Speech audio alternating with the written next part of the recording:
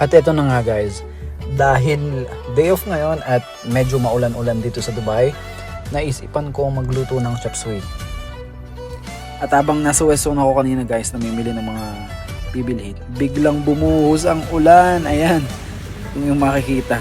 Sinend pa nga sa akin ng aking mama sa kabilang daan, ay lubog talaga yung daan guys. Kung makikita nyo ito. Ayan, lubog talaga guys, as in lubog. Dito yan sa Deira, Dubai, sa Moracabat. Balik tayo sa aking niluluto at nakapamili na nga guys, okay? Meron pala akong isang gulay na hindi nabili, ang broccoli. Guys, ang presyo ng broccoli ngayon dito nasa 40 AED. Parang nasa 650 pesos. Ang sabi ko, pwede naman ng chop suey nang walang broccoli, basta masarap at maraming gulay. So, lahat ng gulay na meron lang kami sa bahay, yun lang ang aking nilagay at yung bigay ng aking mama. At ayan guys, hiniwa ko na muna lahat ng mga gulay. Siyempre dapat ihanda muna natin lahat ng mga ating lulutuin, lahat ng ilalagay para mabilis ang ating pagluluto.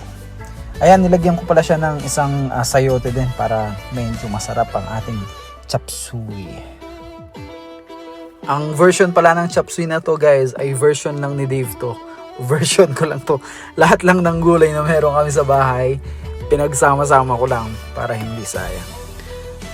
Ayan, at syempre guys, hindi mawawala yung itlog ng pugo. Yan din ang magpapasarap sa ating chop suey version 2.0. At since na-prepare na natin lahat guys, mag-i-start na tayong manggisa. Iginisa ko pala yan guys sa oyster sauce. Okay, hindi ko na napakita sa video. Tapos nilagyan ko ng konting tubig.